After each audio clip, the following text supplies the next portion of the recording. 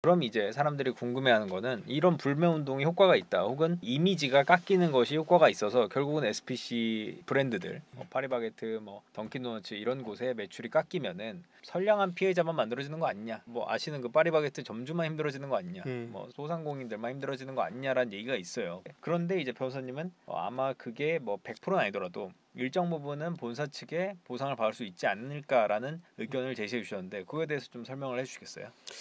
일단 뭐 소상공인이 피해를 보시긴 할 겁니다. 일단. 근데 솔직히 말하면은 그건 자본주의 사회에서 항상 가지는 리스크죠. 애초에 그런 기업일 수 있다는 걸 알면서 선택을 한 거고 계약을 했으니까. 그리고 계속 유지하는 동안에도 그런 어떤 SPC 그룹의 문제가 되게 많이 남았음에도 유지를 한 건 물론 자기 다른 사정이 있겠죠. 인테리어비도 드렸고 권리금도 냈고 다른 사정이 있지만 어쨌든 최소한 어느 정도 감수한 부분이라서 그분들의 피해를 보겠지만 사실은 어느 정도는 본인이 감수한 부분이라는 점을 먼저 말씀을 드리고 그럼에도 불구하고 어느 정도 손해가 발생을 했으면 그 부분에 대해서 손해배상 그리고 계약 해지 이런 것들을 어느 정도는 받을 수 있을 거라고 저는 생각을 해요. 그 가맹사업거래 공정화에 관한 법률 제11조 이게 2017년 4월 18일 날 이제 나왔는데요. 가맹본부나 그 임원의 위법행위나 아니면은 명성 신용을 훼손하는 등 사회상규에 반하는 행위로 인하여 가맹사업자에게 발생한 손해를 배상하는 그 내용을 계약서에 넣으라고 돼 있어요.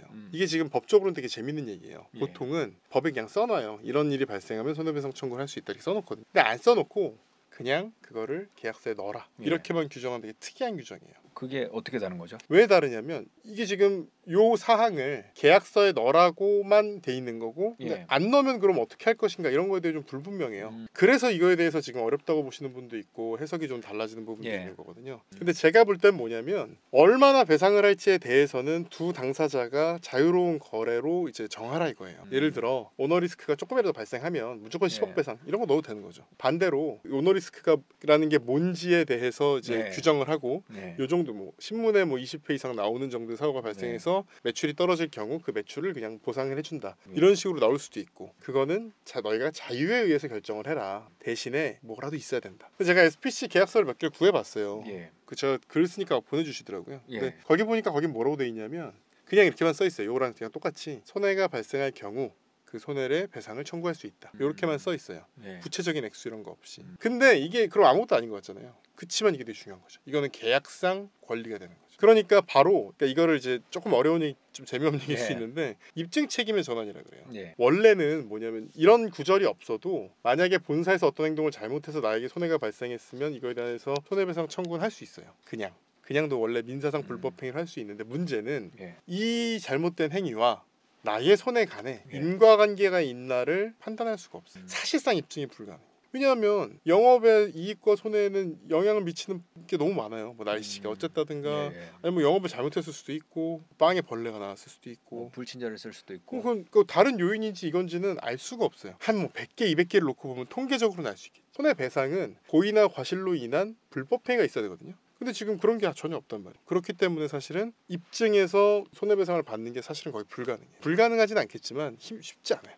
지난한 일이고 그런 경우도 별로 없어요. 그래서 왜 이런 경우에 이제 외국에서는 징벌적 손해배상제 이런 게 있는 거고 근데 우리는 그게 없기 때문에 되게 입증이 힘든데 계약서에 그걸 써놨다.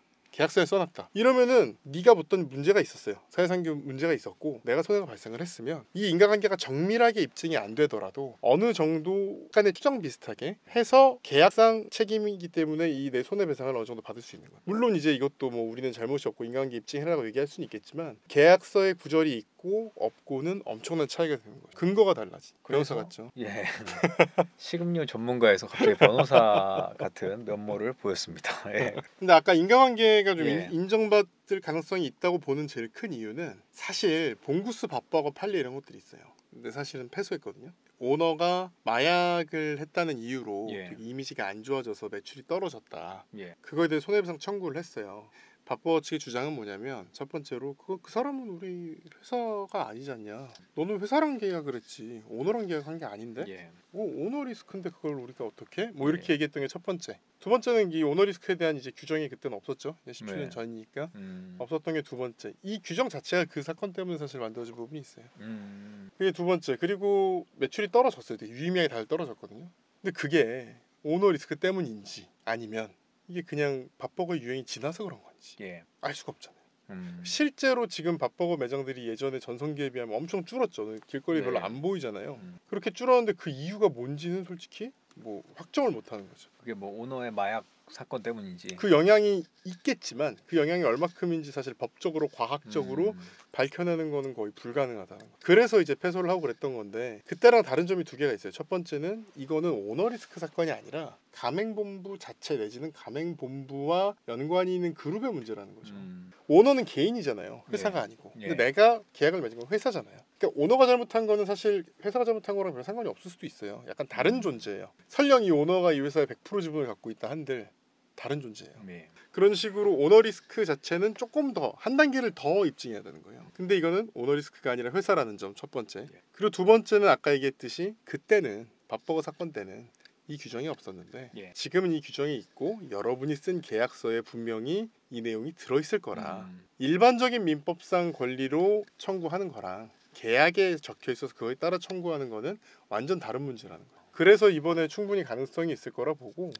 그래서 이제 박희태 변호사님이 보시기에는 가능성이 있다라고 보시는 건데 다른 법조인들은 그래도 좀 쉽지 않다라고 보는 분들도 있어요. 그게 이제 판례가 없기 때문이라고 설명을 해주셨는데 그거에 대해서 좀 더 자세히 설명해 주시면 어떨까요? 이게 지금 어렵다고 보시는 분들이 많은 게 첫 번째는 이제 인과관계 입증이 힘들다는 거고 제일 중요한 이유는 판례가 없다는 거예요. 판례가 왜 없냐면 이 몇 가지 이유가 있습니다. 첫 번째는 우리가 생각할 때는 이제 프랜차이즈 가맹본부는 엄청 클 것 같아요. 근데 사실은 숫자로 보면 대부분은 굉장히 뭐 10개, 뭐 20개 이내의 작은 프랜차이즈들이 되게 많습니다. 예를 들어 뭐 그런 거 있잖아요. 뭐 뚱뚱이 할머니 집 그러면 뭐 장충동 족발 이러면 한 3집 있고 그렇잖아요.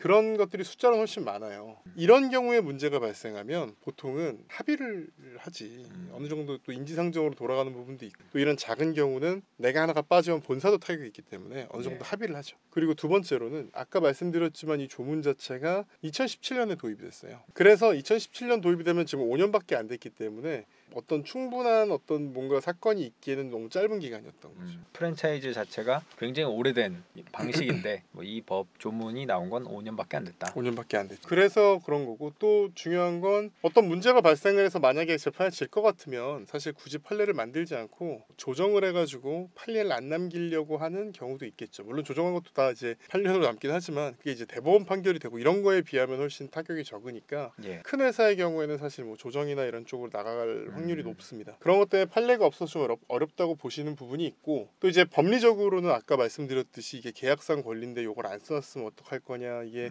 인과관계 입증 이 부분이 좀 명확하지가 않아요. 이 법 자체가 명확하지 않아서 그것 때문에 그런 부분도 있습니다. 하지만 제가 볼 때는 이게 2017년 4월 이후에 처음으로 계약을 하셨든가 아니면은 최초 갱신 그러니까 뭐 2012년을 만약에 계약을 한다고 치면 2015년에 계약을 하고 첫 번째 갱신을 2017년 요 4월 이후에 한 경우 이런 경우 그렇다면 이제 계약서에 요 조문이 남아 있어야 되거든요. 그러면 계약서에 요 조항이 있는 경우는 저는 충분히 계약상 책임을 물을 수 있을 거라고 생각합니다. 물론 여기서 중요한 건 뭐냐면 핵심은 이제 손해가 얼마인지를 입증하는 거예요. 아까 말씀드렸듯이 이게 설령 배상 청구가 인정된다고 한들 내가 진짜로 내 생각에 내가 본 손해가 1,000만 원인데 인정됐는데 내가 이겼는데 받은 돈은 10만 원 이건 사실 뭐 이긴 게 아니잖아요.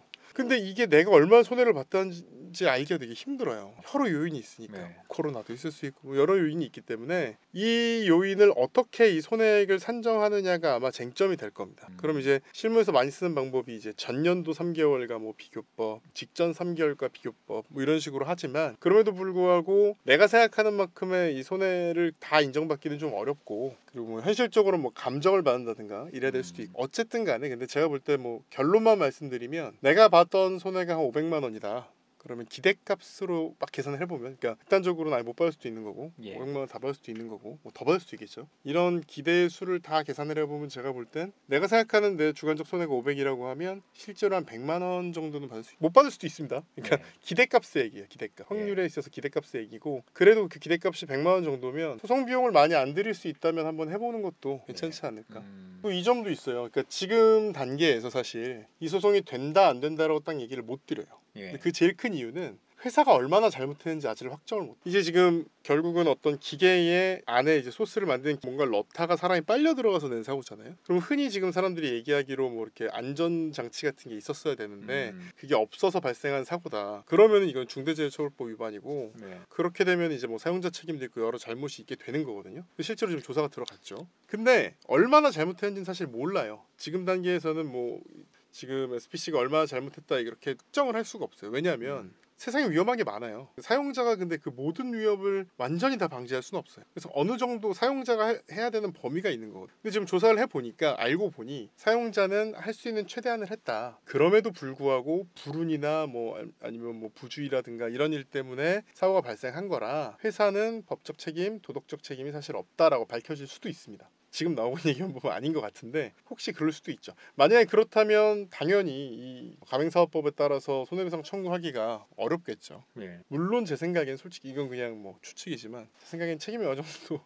있다고 인정될 가능성이 높을 것 같아요. 예. 그렇지만 아직은 그게 있는지 없는지 그리고 있다면 그게 얼마큼인지 알고 보면 정말로 막 말도 안 되는 일이 있었을 수도 있어요. 그러니까 아까랑 정반대 얘기로 이건 가능성이니까 예를 들어 뭐 36시간 동안 잠을 못 자게 일을 시켰다든가 예. 거기 원래 안전장치가 있어야 되는데 그걸 막 그냥 회사에 떼어버렸다든가 예. 뭐 사실 근데 또 현장에서 벌어진 일이에요. 그런 게 어느 기업의 어느 현장에선가는 벌어져요. 그러니까 그런 걸 수도 있어요. 그렇게 잘못이 크면 손해도 더 크겠고 그거에 대해서 손해배상 책임을 인정받을 가능성도 크겠죠. 그러니까 지금 당장 뭐 소송을 논할 단계는 아니고 하지만 이제 그런 게 좀 밝혀지면 소송이 가능할 수 있다. 그리고 뭐 지금 불매운동 하시는 건 제가 볼 땐 제대로 밝혀지지 않았는데 불매운동하는 건 잘못된 거 아니냐 이렇게 얘기할 수도 있는데 저는 그렇게 생각은 안 해요. 왜냐면 지금 정도 밝혀졌으면 그게 자기들 문제가 없었다는 거는 회사에서 입증을 해야죠.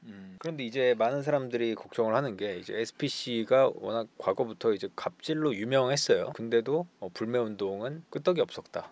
딱히 이미지에 실추가 없었다라는 것도 있지만 또 그런 갑질의 기업이기 때문에 잘못하면 이거 내가 복수를 당하는 거 아니냐 이런 걱정도 있잖아요. 그럴 수 있죠. 실제로 전례가 있죠. 내가 피해 일부만이라도 보전받으려고 했다가 더 큰 손해를 볼 수 있지 않을까. 내 옆에다 매장 하나 차려버리는 거 아니냐. 뭐 이런 걱정을 하는데 그런 갑질에 대해서 한번 과거 사례 한번 얘기를 해보시면 어떨까요? 과거 사례 되게 많더라고요. 예. 그러니까 좀 예전에 4층에서 영업을 잘하고 있는데 1층으로 옮기라 그런 거예요. 베스킨라빈스. 근데 뭐 이유가 있었겠죠. 본사 입장에서. 근데 이제 옮기면서 그냥 옮겨준다 이게 아니라 옮기니까 옮기는 인테리어비랑 보증금 이런 건 네가 내라 이런 거예요. 예. 그 당시 금액으로 보증금 1,500에 인테리어비 7,000을 추가로 내라 그러니까 아니 나 4층 영업 잘하고 있는데 돈이 없다. 미안하다. 이렇게 얘기를 하니까 본사에서 오케이 그래놓고 1층에 점포를 내버린 거예요.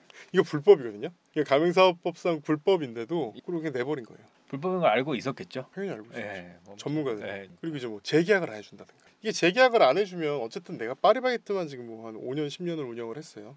제가 어떤 기대가 있잖아요. 재계약을 기간 언제지만 계속 운영할 수 있을 거라는 기대가 있는데 당장 내가 그리고 이 가게를 만들기 위해서 이 가게를 운영하기 위해서 아까도 말씀드렸던 권리금이라든가 인테리어비라든가 뭐 그다음 교육도 받아왔고 여기에 굉장히 내 커리어를 쏟으면서 많은 걸 했는데 회사에서 일방적으로 재계약을 안 한다. 근데 재계약을 안 하는 것 자체는 불법도 아니에요. 계약을 꼭 갱신해야 된다는 게 아니잖아요. 네, 그렇죠. 재계약을 안 한다고 하는 게 제가 볼 땐 제일 무서울 거고 경쟁 점포를 내주면 사실은 솔직히 말하면 땡큐죠. 그러면 이제 가맹사법 위반이라 그럼 이제 바로 손해배상 청구하고 해자고 이러면 되니까. 근데 오히려 그러면 다행인데 그 예전이니까 그런 식이 가능했고 지금 같으면 저를 찾아오시면 바로 이렇게 처리해 드리는데 아마 재계약을 안 해준다는 게 제일 큰 어떤 그런 두려움일 겁니다. 소송을 제기하면. 그래서 사실 빨간 신호등도 함께하면 두렵지 않은. 그래서 사실은 제일 좋은 건 뭐 지금 단계는 아직은 조금 이른 것 같고 이런 리스크가 좀 이거에 대해서 SPC가 잘 처리할 수도 있어요. 생각보다 크게 나가서 재발 방지 약속도 뭐 좀